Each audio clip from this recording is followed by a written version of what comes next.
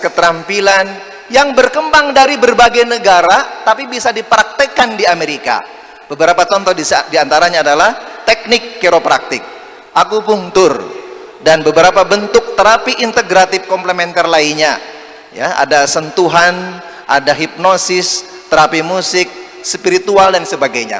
Intinya terapi komplementer sekali lagi sangat dibutuhkan untuk memperkuat pengobatan medis konvensional yang sekarang ada. Ya, sehingga sekali lagi sampai di sini kita paham bahwa terapi komplementer sangat dibutuhkan, yakin sangat dibutuhkan. Yang kedua, masalah keuangan. Pemberian terapi medis saja itu sangat mahal. Tapi pemberian terapi komplementer, apalagi berbahan dasar yang ada di wilayah kita masing-masing.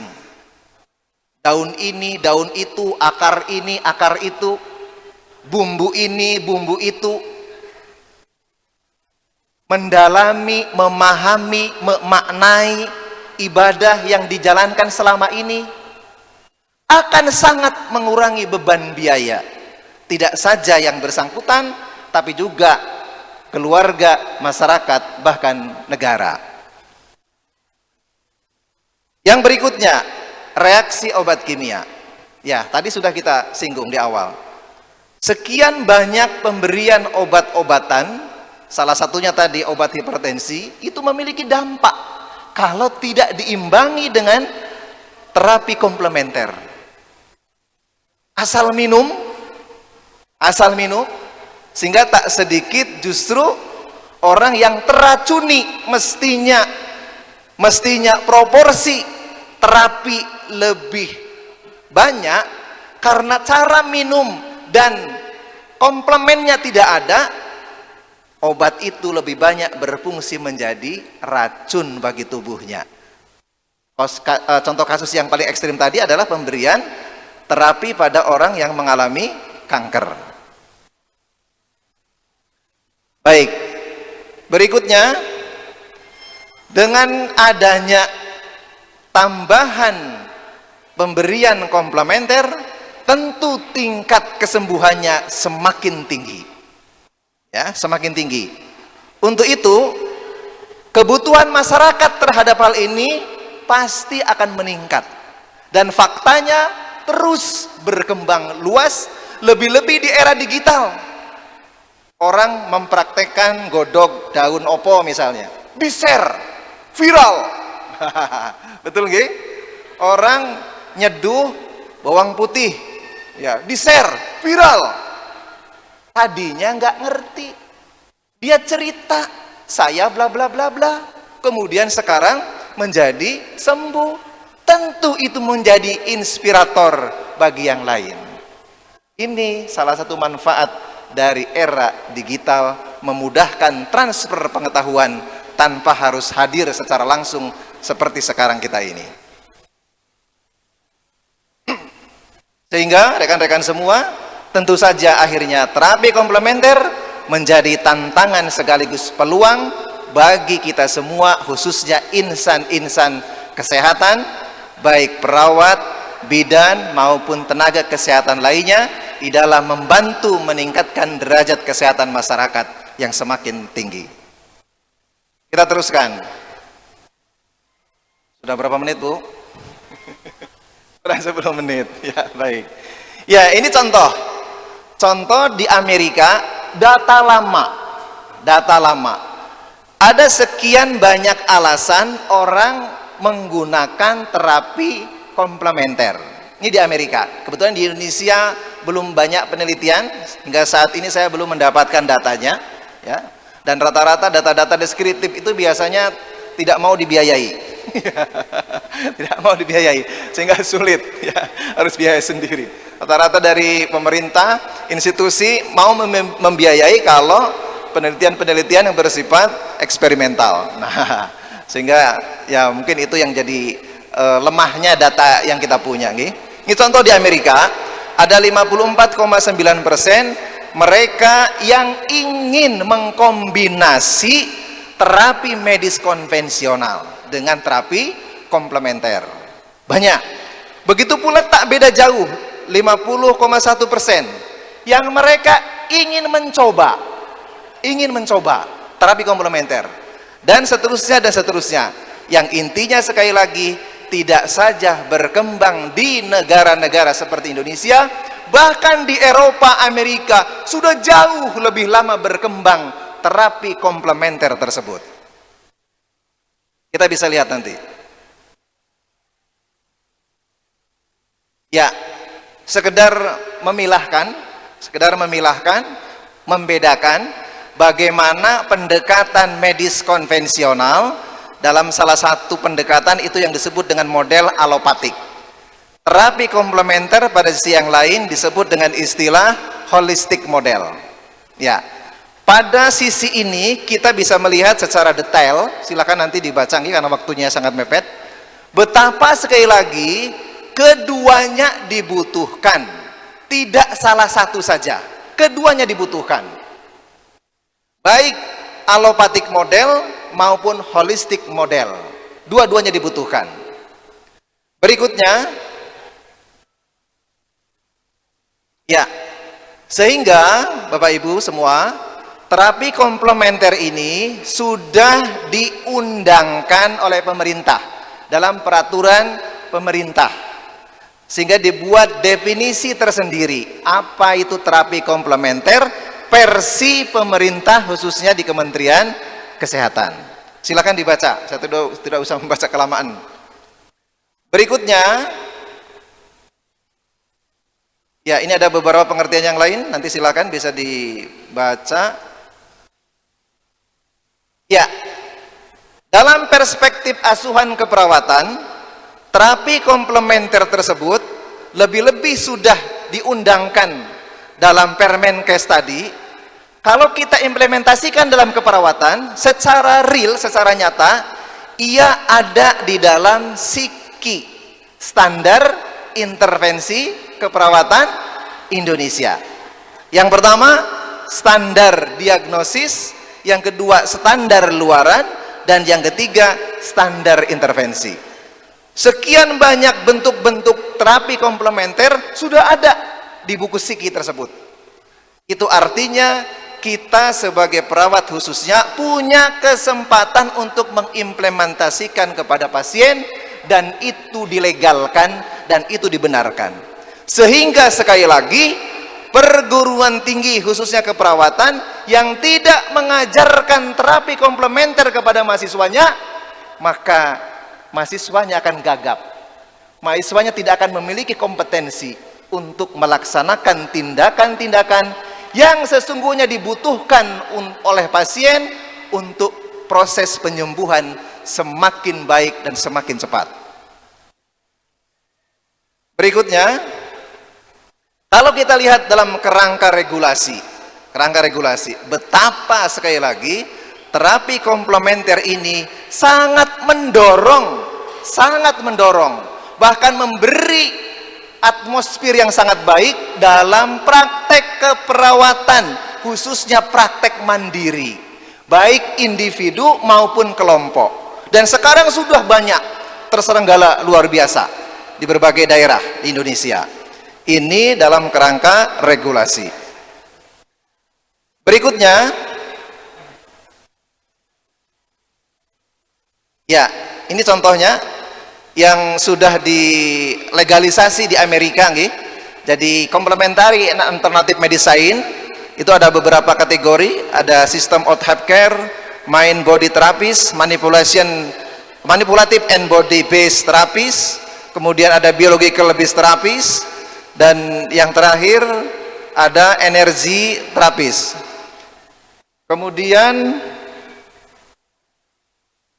ya, di Indonesia sendiri melalui Permenkes nomor 1109 tahun 2007 ini juga sudah diklasifikasikan. Jadi sekali lagi, perawat, bidan, dan nakes lain sekali lagi secara legal sah di dalam melaksanakan terapi komplementer kepada pasien atau kepada masyarakat. Ya, sekarang kita masuk dalam Islamic Complementary Therapy. Masih ada waktu berapa, Bu? 5 menit. Ya, alhamdulillah, 5 menit. Pertama, kita pahami secara terminologi dulu. Di masyarakat kita, beberapa waktu yang lalu berkembang pesat istilah tibun nabawi, pengobatan ala Nabi. Itu dalam terminologi bahasa Arab, tibun nabawi. Dan itu banyak dipraktekkan khususnya di sebagian masyarakat muslim di Indonesia yang disebut dengan istilah memiliki karakter salafi. Nah, jadi salafi itu kan kuno. Bahasa Jawanya salafi kuno nggih. Ya, kesannya negatif, bukan itu sebetulnya ya. Jadi mengikuti jejak Nabi dan pengobatan Nabi pada masa dulu terus diikuti. Karena apa? Karena sebaik-baik manusia di jagat raya ini adalah Nabi kita. Seingat saya, sepengetahuan saya, Nabi hanya sakit 2 kali selama hidupnya. Terus gih, pertama saat beliau diracun oleh orang Yahudi, yang kedua saat menjelang kematiannya. Di luar itu beliau sehat bugar. Saya yakin kita semua sudah lebih daripada 2 kali sakit. Itu artinya panutan kita agar kita sehat tidak ada lain dan tidak bukan kecuali Nabi kita Rasulullah Muhammad sallallahu alaihi wasallam. Baik. Pertama, yang kedua, saya tertarik menggunakan definisi sehat menurut Undang-Undang Kesehatan yang lama. Ini menarik menurut saya. Sehat menurut undang-undang tersebut dikatakan keadaan sejahtera dari badan, jiwa, dan sosial yang memungkinkan seseorang dapat hidup produktif secara sosial dan ekonomis. Kata kuncinya adalah sejahtera. Jadi sehat itu bukan terbebas dari penyakit, bukan keadaan sempurna, tapi keadaan sejahtera, keadaan nyaman, keadaan lapang. Sehingga orang yang sehat secara fisik tetapi pikirannya cupet, orang yang banyak hartanya tapi rasanya isi miskin, orang yang pangkatnya tinggi tetapi merasa kurang dan kurang, sesungguhnya itu jauh lebih berbahaya, jauh lebih berbahaya dibandingkan dengan kita yang punya sakit secara fisik tapi kita lapang. Sehingga Rasulullah mengajarkan kepada kita, sakit kalau kita ikhlas menerimanya, justru itu menjadi ladang pahala bagi Allah untuk memberikan surga kepada kita semua. Masya Allah. Berikutnya, saya mengutip salah satu ungkapan dari mantan artis almarhum Hari Mukti. Ya, Hari Mukti ini seorang rocker. Saya dulu waktu masih mahasiswa juga rocker. Sehingga saya mengambilnya Hari Mukti ini ya. Kata beliau di akhir menjelang kematiannya, kata beliau nih, hidup bergelimang harta tidak menjamin dirinya bahagia. Leres? Masya Allah. Inilah dasarnya Islam. Sekali lagi, inilah dasarnya Islam. Kalau Islam mengakui bahwa harta adalah jaminan kebahagiaan, maka sungguh Allah tak adil. Karena yang berbahagia adalah hartawan, para konglomerat, para oligarki. Nyatanya tidak. Begitu pula sebaliknya.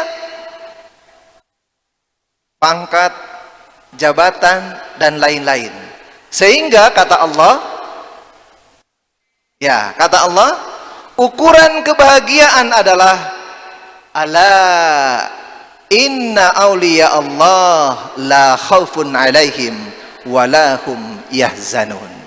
Masya Allah, sangat sederhana ukuran kebahagiaan dalam Islam.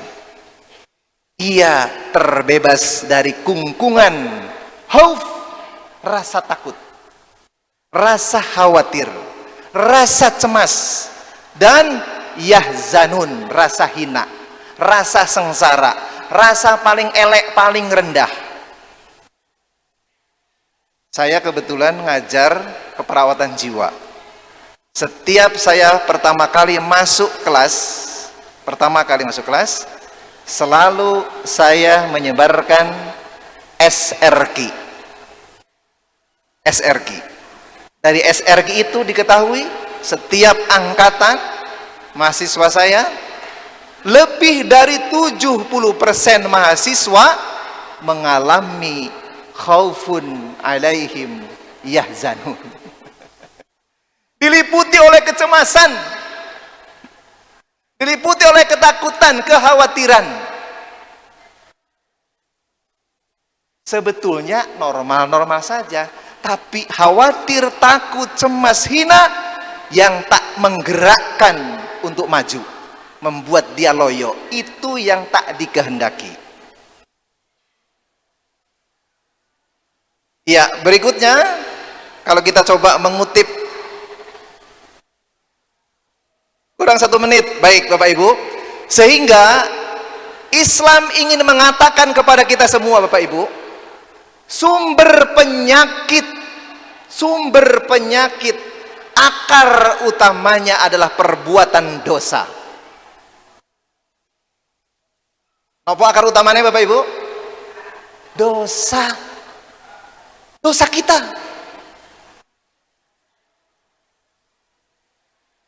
Dosa dari hati kita, dosa dari pikiran kita, dosa dari mata kita, indera kita, dosa dari anggota badan kita, akhirnya sampai dari dosa perbuatan kita.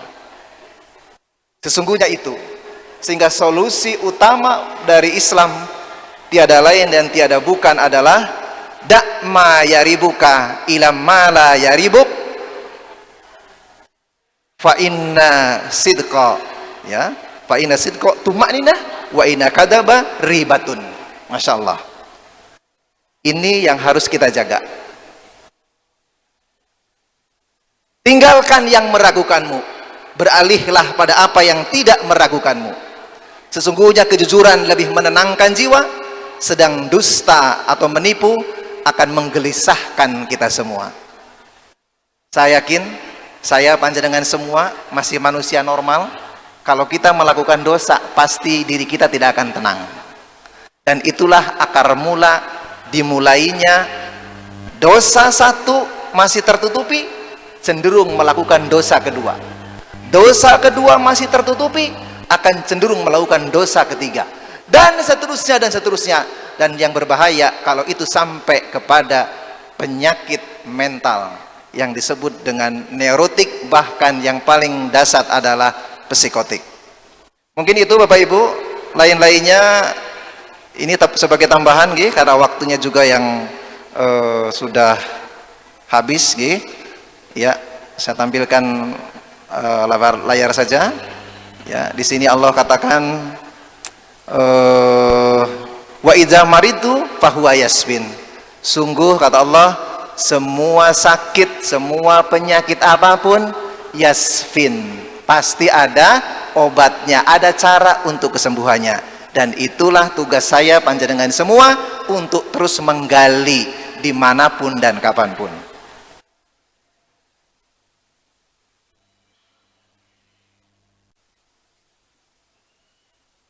Ya, belum bergerak. Ya, ini beberapa faktor yang lain.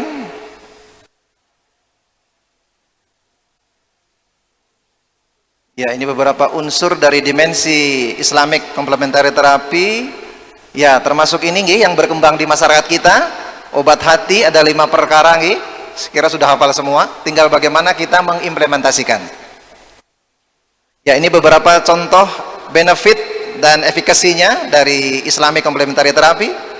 Ya, dan ini tantangan kita semua. Sekali lagi Bapak Ibu, Islam hanya ingin mengatakan begini Bapak Ibu, semua cara yang ada di dalam camp, yang ada di dalam Permenkes tadi, itu semua bersifat Islami ketika bahan, cara, dan sebagainya jauh dari hal-hal yang diharamkan, termasuk nilai-nilainya menggunakan nilai-nilai Islam. Ya, ini sebetulnya saya ingin memberikan contoh praktek saya sendiri tentang terapi spiritual, khususnya ruqyah. Tapi karena waktu yang tidak memungkinkan, monggo nanti bisa dibaca saja. Kebetulan saya sampai sekarang masih terus melaksanakan terapi ruqyah ini, khususnya baik dalam penelitian maupun dalam praktek sehari-hari. Dahsyat sekali. Ya, saya kira itu Bapak Ibu. Mudah-mudahan yang sedikit ini setidaknya bisa mendorong kita semua untuk semakin lebih serius lagi bagaimana kita belajar tentang terapi komplementer, baik dalam perspektif keperawatan, lebih-lebih dalam perspektif Islam. Banyak hilaf, saya mohon maaf. Saya kembalikan kepada moderator. Billahi taufiq wal hidayah. Wassalamualaikum warahmatullahi wabarakatuh. Ya, terima kasih kepada Bapak Ade. Sebelumnya kami ucapkan selamat datang kepada Dr. Boyke Dianugraha SPOG Mars dan juga tim dari Kimia Farma di Aula Yayasan Pondok Pesantren Al-Qadir Jember. Kita berikan aplaus yang meriah. Ya, kembali kita ke materi, bahwa ada kutipan yang sangat menarik tadi, bahwa pengobatan semakin canggih tetapi kualitas semakin memburuk. Nah, ini juga menjadi PR bagi kita. Nanti kita akan mungkin ada yang ingin bertanya, kita tahan dulu sampai sesi diskusi. Kemudian para audiens, Bapak Ade ini adalah sudah menulis berbagai macam buku.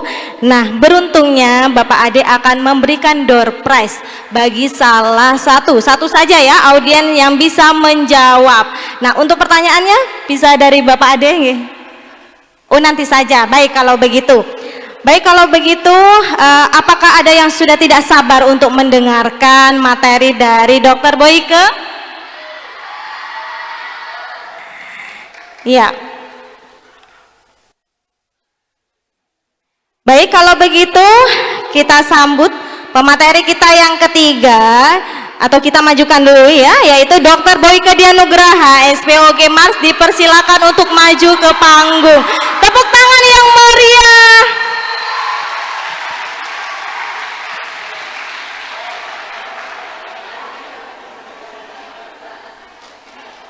Dipersilakan, selamat pagi menjelang siang Dr. Boyke.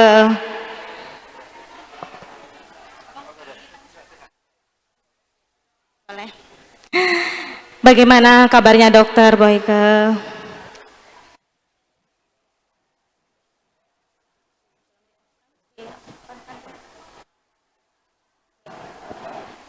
Alhamdulillah baik. Nggih. Perjalanannya berkat doa semua lancar, karena sebelumnya saya sudah dikasih tahu bahwa perjalanannya itu 6,5 jam sebelumnya, tapi Allah melancarkan perjalanannya. Alhamdulillah. Alhamdulillah, doa dari para audien yang sudah menanti Dr. Boyke. Baik, senang sekali dokter kita bisa berjumpa langsung dengan Dr. Boyke. Biasanya hanya melihat layar televisi dokter. Saya sebagai salah satu fans dari Dr. Boyke. Terima kasih. Ya, begitu dokter. Bagaimana dokter? Apakah sudah siap untuk memberikan materi? Teman-teman, apa sudah siap para audiens? Baiklah, materi yang terakhir, yang kedua ya kita majukan, dan yang kita tunggu-tunggu dokter, yaitu dengan tema ASI eksklusif untuk pencegahan stunting. Ya, oleh top guest kita yaitu Dr. Boyke Dianugraha SPOG Mars. Beliau merupakan dokter spesialis obstetri and ginekolog dan sebagai konsultan seks. Beliau juga sebagai direktur utama klinik Pasutri Group, serta beliau sebagai pengajar tamu di FKUI, PTIK, Sex Squad, Lemhanas, dan lain-lain. Riwayat pendidikan beliau meliputi tamat pendidikan dokter umum FKUI tahun 1981, tamat dokter spesialis obstetri and ginekolog FKUI tahun 1990,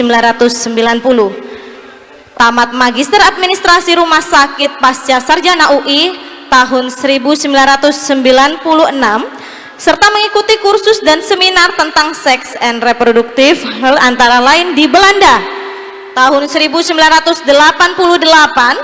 Singapura 1989, Australia 1996, Hong Kong 1999, Jepang di tahun 2000, Washington Amerika Serikat 2001, Paris 2002, Spanyol 2003, Praha 2004, Korea 2005, Malaysia 2006, dan New Zealand di 2009. Tepuk tangan yang meriah untuk Dr. Boyke.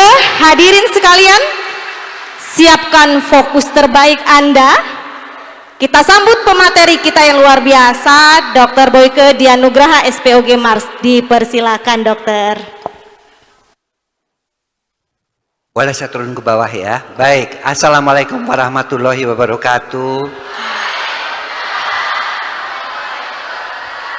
Ya, senang sekali hari ini saya bisa hadir di sini dan bertemu dengan semuanya, ya. Apalagi memberikan satu pengetahuan mengenai masalah air susu ibu.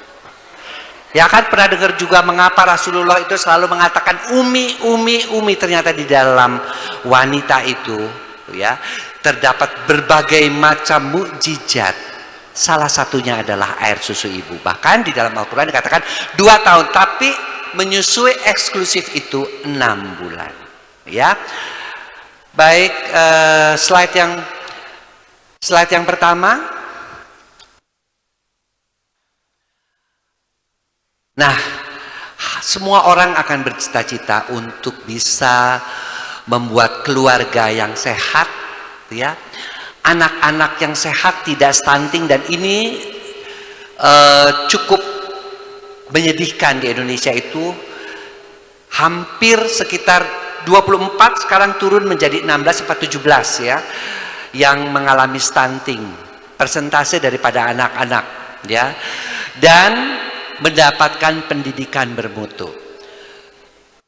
Kita tahu bahwa sehat, berpendidikan, ya, itu adalah semua orang tua, semua keluarga menghendaki itu, tapi kadang-kadang tidak terpenuhi. Salah satunya mungkin adalah masalah ekonomi, ya. Adik-adik di sini adalah calon pengganti pimpinan-pimpinan bangsa kelak. Oleh karena itu harus punya mental yang sehat dan juga harus mempunyai pendidikan yang cukup. Jangan pernah mengatakan kepada diri, udahlah cukup aja sekolah sampai di sini. Tetap harus belajar. Usia saya sudah di atas 60, tapi masih tetap juga belajar. Terakhir saya masih ke Turki belajar tentang seks di dalam Islam. Nanti mau belajar lagi mengenai masalah menopause yang terbaru. Karena apa? Yang namanya ilmu itu tidak pernah habis-habisnya. Dan selalu ada hal-hal baru ketika kita belajar, ya. Baik. Nah, ini adik-adik penting banget. Kenapa saya harus mengatakan penting banget? Pastilah ketika laki-laki memasuki dan perempuan memasuki usia akil balik, mereka jatuh cinta. Stunting dimulai dari sini. Kalau para laki-laki dan perempuan itu tidak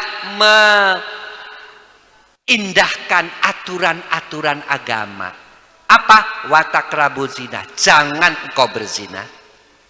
Emang apa kaitannya sama stunting? Orang yang berzina kena penyakit kelamin, kemudian si ibunya hamil, maka anaknya akan mengalami gangguan pertumbuhan, termasuk stunting. Kenapa? Disitulah tugas remaja-remaja, terutama yang ini santri-santri laki-laki, menahan hawa nafsu. Jangan cuma di pesantrennya aja baik, keluar sedikit ke Surabaya jadi badung. Itu banyak yang begitu. Di sini diawasi. Pengawasan itu harus melekat, bukan hanya sekedar biar aja di pesantren kan memang ada ustadz, ada idi, ada pengawas, tapi di luaran menjadi liar. Bukan seperti itu. Saya pernah dapat soalnya satu santri, bukan dari pesantren sini ya, dari pesantren di Jawa Tengah. Dia menjadi badung begitu, padahal dia suka pesantren. Saya bilang, kenapa kamu jadi bandel begitu? Kamu kan pendidikannya pesantren. Ya dok, waktu di pesantren saya balik karena teman-teman saya baik semua. Ketika keluar dari pesantren di situ karena sudah selesai, saya ketemu teman-teman yang nggak bener. Nah di situ, makanya cari teman itu mesti yang bener, cari teman itu mesti yang baik.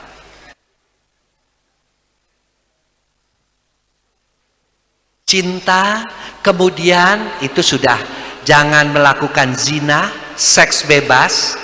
Buat laki-laki juga jangan terlalu sering onani keke.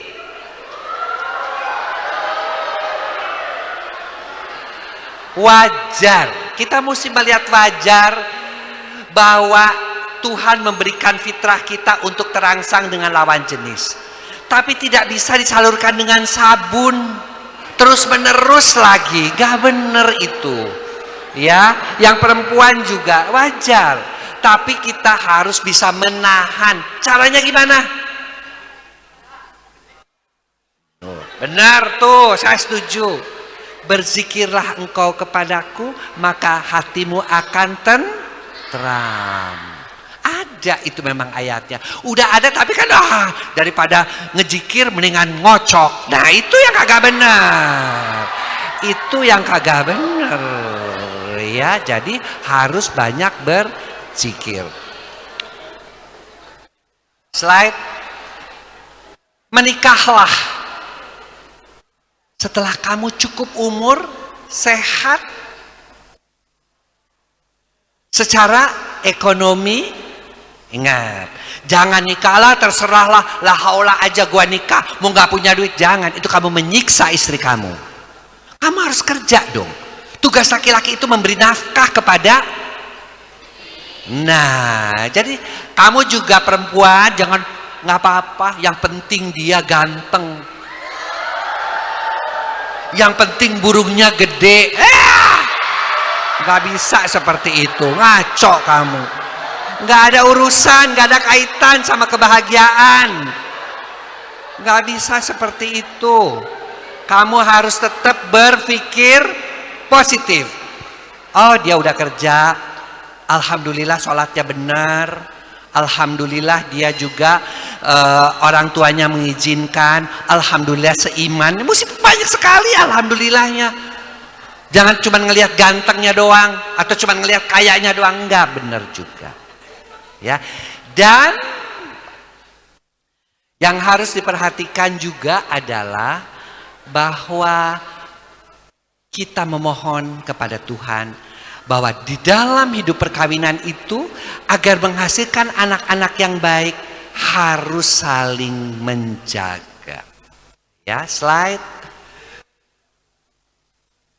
Nah, tolonglah kepada Tuhan agar kamu bisa saling menjaga ketika kamu sudah jadi suami istri.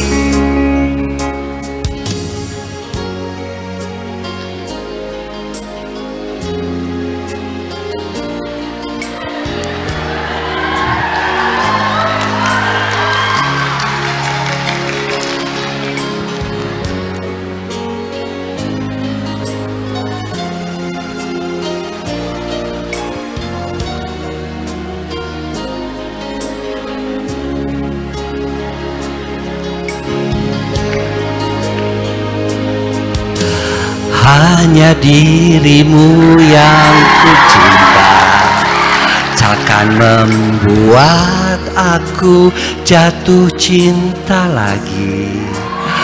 Aku merasa kau yang terbaik untuk diriku.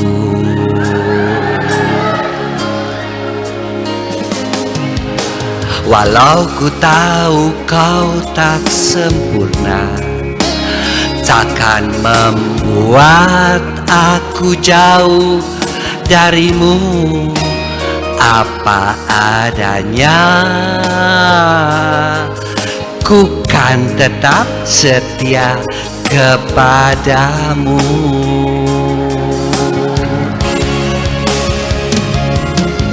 Tuhan, jagakan dia, dia kekasihku, kan tetap milikku. Aku sungguh mencintai, sungguh menyayangi, setulus hatiku. Jadi jaga suami istri itu harus saling menjaga ya.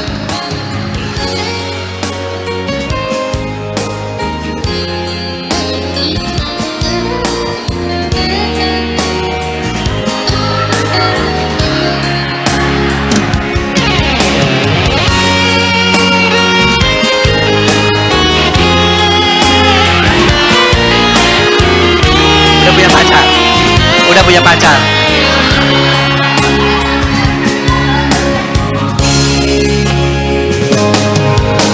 Walau ku tahu kau tak sempurna, takkan membuat aku jauh darimu.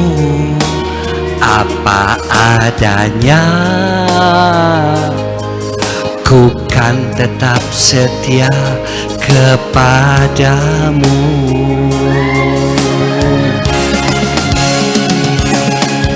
Tuhan, jagakan dia, dia kekasihku, kan tetap milikku.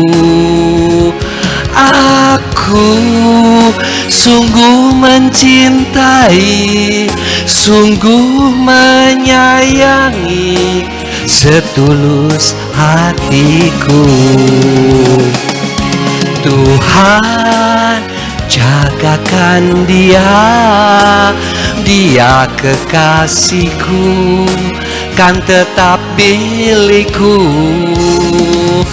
Aku sungguh mencintai, sungguh menyayangi, setulus hatiku.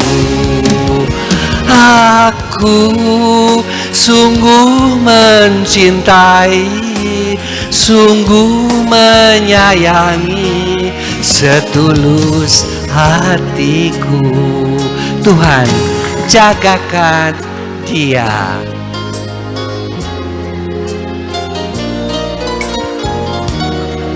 Setulus hatiku.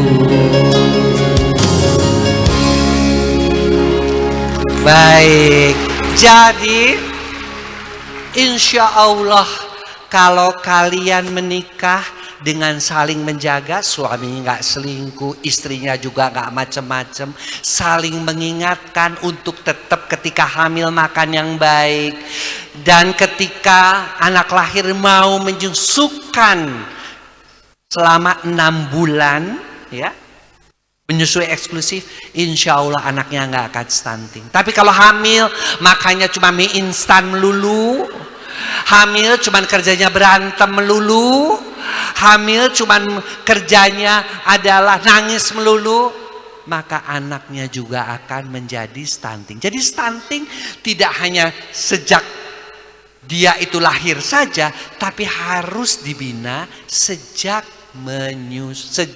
dia sebelum menikah, termasuk menyusui. Slide. Tuh, hamil, ya, setelah hamil, apa yang pertama kali ketika istri hamil diucapkan? alhamdulillah ya Allah, aku diberikan ujian. Anak itu bukan ini loh, anak itu ujian. Jangan merasa, oh alhamdulillah dapat anak. Anak itu ujian.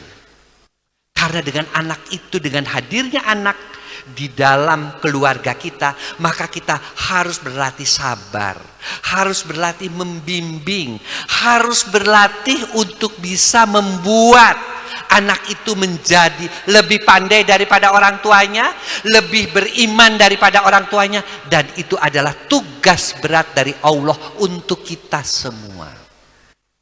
Tidak ada sekolah bagaimana mendidik anak. Tidak ada sekolah untuk pernikahan, tapi kamu terpaksa harus belajar. Saya katakan terpaksa. Oleh karena itu, satu hal tadi, kalian berdua harus saling menjaga. Jangan dikit-dikit minta cerai. Jangan dikit-dikit kabur ke rumah orang tua karena tidak suka. Jangan sedikit-sedikit mengeluh. Suami misalnya lagi terpuruk akibat pandemi, nggak punya gaji, langsung cerai aja lebih baik. Tidak. Ujian-ujian di dalam perkawinan itu sebenarnya akan memperkuat perkawinan itu sendiri. Slide. Kehamilan setelah itu memang merusakkan masa yang indah. Ada proses alami di situ, ya, sehingga ada perubahan fisik dan perubahan emosi. Oleh karena itu, mencegah anak stunting juga, perubahan fisiknya mesti benar. Jangan hamil nggak kepengen gemuk, sampai kurus kering, nggak mau makan, takut jelek badannya, nggak betul. Ya, atau misalnya perubahan emosi, kerjanya ngidamnya aneh-aneh melulu. Karena apa? Ngidamnya aneh-aneh melulu. Karena suaminya tidak penuh pengertian. Istri hamil itu bukannya disayang malah ditinggal-tinggal. Misalnya seperti itu ya. Jadi perubahan fisik dan perubahan emosi yang terjadi pada kehamilan itu akan menentukan apakah anaknya kelak stunting atau tidak. Apakah kelak anaknya cerdas atau tidak. Apakah anaknya ekstrovert atau introvert. Banyak ibu-ibu yang sedih ketika hamil, anaknya juga menjadi sedih, gampang sedih ketika setelah lahir. Karena ada yang namanya psikofisiologi. Jiwa ibu itu juga menurun kepada anaknya pada saat ibu kondisinya dalam keadaan hamil. Ya, jadi harus betul-betul diperhatikan. Ini semua ini buat yang laki-laki yang kelak sebentar lagi juga menjadi bapak-bapak, menikah. Ya, ibu ini juga mungkin ada yang sudah menikah tapi juga akan menjadi ibu, perhatikanlah itu. Ya. Slide. Perubahan-perubahan yang paling banyak di apa? Perubahan sistem reproduksi. Ya, perubahan peredaran, sistem peredaran darah menjadi lebih encer. Ya, sistem pernafasan menjadi lebih sering. Sistem pencernaan menjadi lebih mudah gemuk karena metabolisme menjadi lambat akibat hormon progesteron. Perubahan sistem saraf ya menjadi lebih sensitif, menjadi lebih emosi.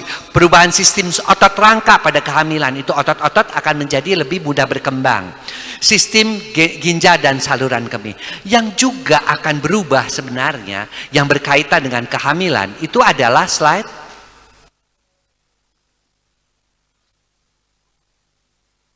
Penampilan.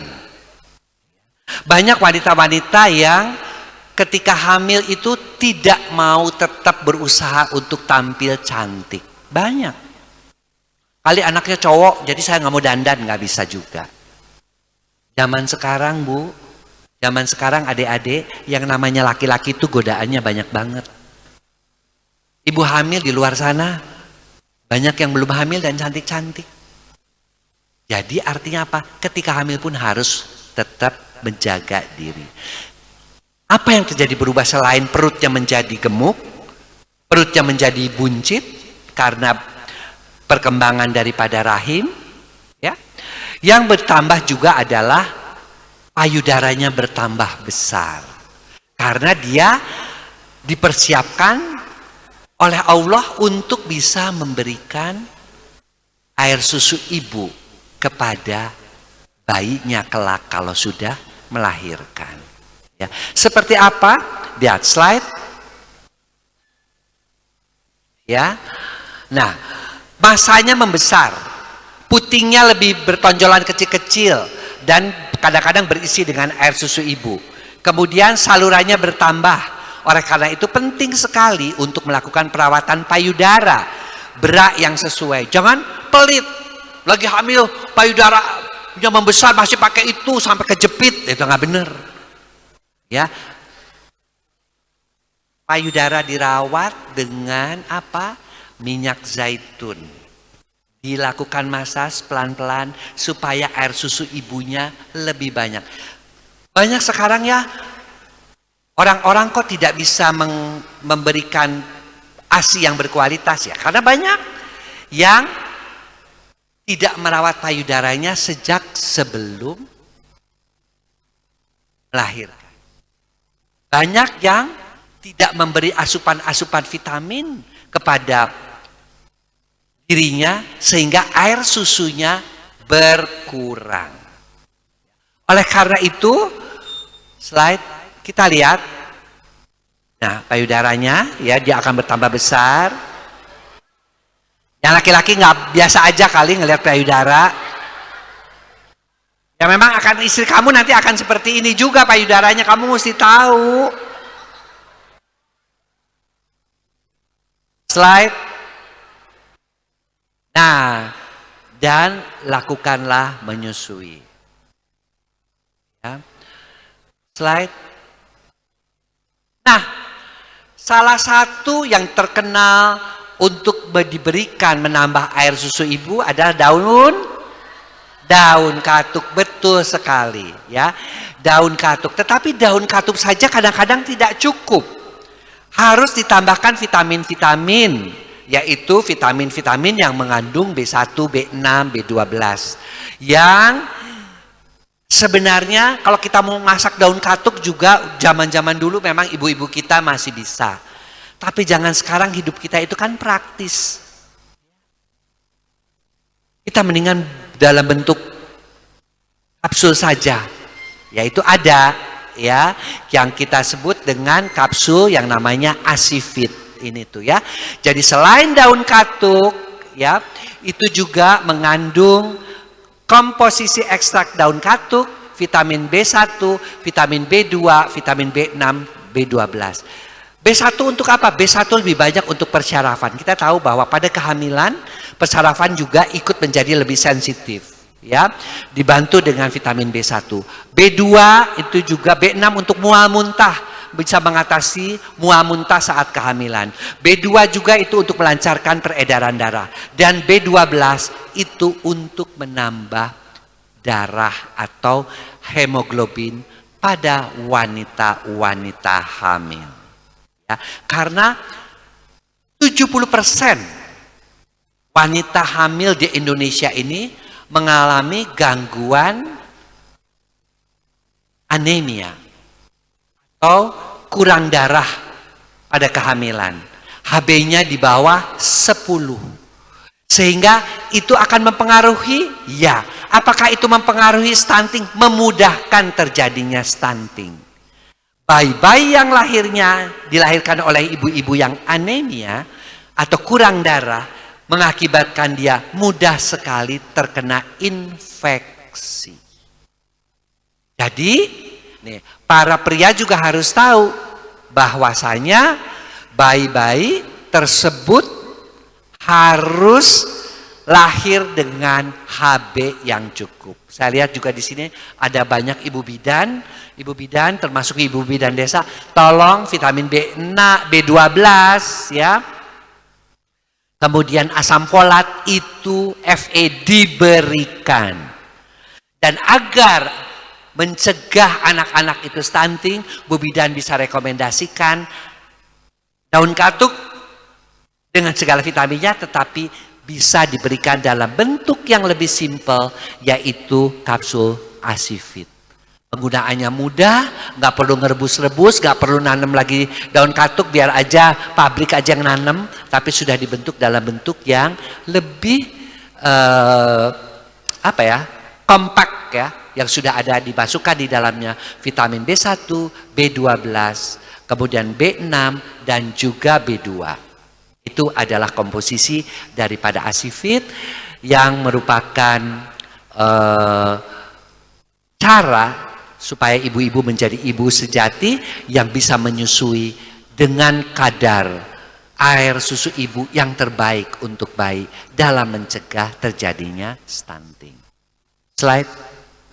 Nah, sebenarnya ASI ini apa sih gunanya untuk para ibu? Pertama adalah mengurangi resiko kanker payudara. Tuh, kenapa sekarang di dunia barat pun tidak boleh menggunakan susu kaleng?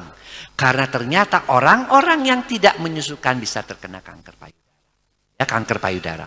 Kemudian terjadi kanker rahim atau kanker dinding rahim. Kita bisa lihat di sini. Kemudian yang ketiga, ya, mengurangi resiko terjadinya diabetes. Penyakit gula pada ibu, seringkali ibunya, selain ibunya terlalu banyak makan gula, gulanya tidak diberikan kepada bayi. Dia tidak mau menyusukan bayinya. Atau menyusukan bayinya tidak eksklusif, tidak 6 bulan. Nah, itu bisa meningkatkan resiko terjadinya apa yang disebut dengan diabetes atau penyakit gula. Sampai naiknya 15%. Mengurangi resiko rheumatoid arthritis karena berkaitan dengan imunitas. Merupakan cara KB yang juga efektif. Menyusui bisa merupakan cara ber-KB. Ya. Mengurangi resiko overweight. Kalau ibu-ibunya banyak menyusui bayi, setiap bayi nangis disusukan, itu biasanya juga mengurangi kegemukan pada ibu. Mengurangi stres dan kegelisahan, mengurangi 4,8 kali tindakan kekerasan terhadap ibu, KDRT. Karena ketika si bapak itu mau memukul ibunya, kan banyak tuh bayi bapak-bapak yang kadang-kadang tidak bertanggung jawab. Dia ngelihat lagi menyusukan bayi, menjadi berkurang keinginan untuk melakukan tindakan kekerasan terhadap ibu dan menghemat pengeluaran untuk memberi susu kaleng, ya, atau susu buatan. Slide. Nah, 2 jenis kanker ini akan mengancam para wanita jika wanita tidak menyusui. 2 kanker ini adalah, pertama, kanker payudara. Tadi sudah dijelaskan. Yang kedua, kanker dinding rahim. Kok bisa? Kenapa? Nah, kita bisa lihat di sini bahwa kanker payudara itu bisa terjadi karena slide estrogen pada orang-orang yang tidak menyusui itu akan naik, sehingga resiko kanker payudara juga menjadi naik. Ya, ini adalah yang disebut dengan kanker payudara. Kemudian slide. Pada kanker dinding rahim, estrogen naik, dinding rahim menjadi tebal, ya, ini di sini ini namanya kanker dinding rahim. Kemudian resiko kanker dinding rahim atau disebut dengan kanker endometrium itu menjadi naik juga. Jadi menyusui ternyata mempunyai manfaat-manfaat yang sangat baik untuk ibunya. Bukan hanya untuk bayinya saja. Lalu untuk bayinya apa yang bisa dibantu dengan proses menyusui? Slide.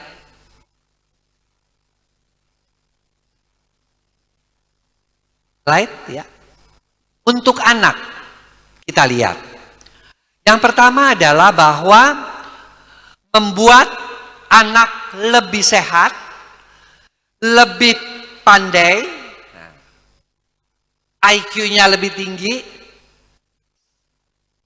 Ya, saya bukan mau menyombongkan diri. Saya pernah tanya, Mama dulu nyusuin aku berapa lama? Kamu tuh pokoknya sampai setahun lah. Lebih daripada ekso. Meskipun Mami dulu zaman-zaman dulu kasih juga kamu pisang, kasih kamu Havermut, kasih dulu. Ya, alhamdulillah saya IQ-nya juga waktu dicek dulu sebelum masuk ke waktu SMA itu 136. Artinya saya bisa buktiin sendiri. Apakah IQ itu penting? Dulu masih tahun 75 saya masuk lulus SMA. Pertama saya diterima di UNER kedokteran. Karena dulu kan masih boleh bebas. Ngapram. Dan saya karena saya orang Sunda dulu nggak ngerti bahasa Jawa. Ngomongnya apa jancuk lah, apa-apa aku nggak ngerti lah, terserah lah. Kalau dimarah-marahin sih diem aja, toh saya nggak ngerti ini. Kamu itu pokoknya artinya kamu tuh ngurang-ngurangin jatah orang Malang, orang ini, orang Jawa Timur, ngapain jauh-jauh dari Jakarta sekolah di UNER. Saya terima di Fakultas Kedokteran. Karena saya pengen jadi dokter atau pengen di sekolah yang baik. Udah gitu tiba-tiba ITB, teknologi industri, saya diterima juga. Karena ayah saya orang tidak berpunya, dia hanya seorang tentara. Adik saya 4 orang, kalau saya sekolah di Surabaya, berapa banyak ongkos yang harus dibayarkan oleh orang tua saya? Adik saya 4 orang loh. Lalu saya berpikir, ya sudah, saya pindah ke ITB. Siapa tahu, saya kan daftar 3, UNER, ITB, dan UI. Kemudian di ITB saya dimapram lagi 2 kali sampai botak, sampai udah botak, udah diterima TPB namanya kuliah bersama ya dengan fakultas dengan jurusan-jurusan lain. Tiba-tiba saya diterima juga di UI. Artinya apa? Oh ternyata hasil daripada saya menyusui saya cukup lama itu adalah IQ saya termasuk baik. Saya bisa juga diterima di tempat-tempat yang lain. Tapi artinya apa? Bukan hanya IQ ya, tetapi juga IQ kalau tanpa disertai dengan keinginan belajar yang baik, ini buat kamu-kamu yang laki-laki juga, yang perempuan juga, keinginan untuk terus belajar itu tidak ada gunanya. Kamu tahu, saya itu keinginan belajarnya begitu kuat ketika orang tua saya mengatakan bahwa kalau kamu sampai tidak diterima di sekolah negeri, mungkin kamu jangan dulu sekolah ya. Saya sedih banget. Saya mati-matian. Saya beli itu yang namanya buku-buku. Dulu kan ada bimbingan tes Siki Mulyono apa itu. Dari tukang loak, saya belajar. Tapi hasilnya dengan niat yang kuat, alhamdulillah. Bisa terima di 3 tempat. Nah, ini juga keinginan kamu untuk terus belajar harus tetap dilakukan. Ya. Nah, selain itu tadi ya IQ lebih tinggi, kesehatan mental lebih baik pada anak. Apa saja? Pertama adalah meningkatkan kesehatan 47%.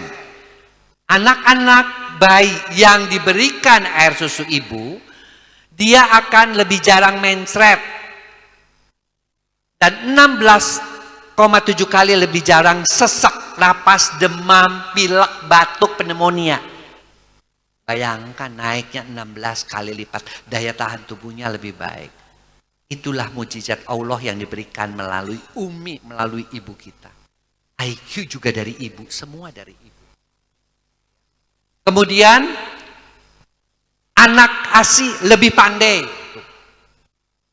Anak ASI lebih pandai. Kemudian semakin lama menyusui, semakin kurang gangguan mental anak dan remaja. Seperti menarik diri, gelisah, psikosomatik, gangguan berpikir, gangguan bersosialisasi, dan tingkah laku agresif. Jadi kamu kalau lihat anak-anak laki-laki ini, kayaknya mau main pukul, mau main ini, menyendiri, gampang marah. Wah, kurang ASI. Sama, kalau anak perempuan juga dikit-dikit ngambek, baper, kurang ASI. Heran deh si Siti ini, kurang ASI kali, baperan banget, baru diomongin begitu aja, udah gak mau ngomong sama gue. kurang ASI itu tidak menambah kesehatan mental. Kurang ASI itu kesehatan mentalnya juga akan turun. Jadi nih kalian kalau nanti kalau bidan-bidan sudah punya anak, alhamdulillah susukan. Tapi ini calon-calon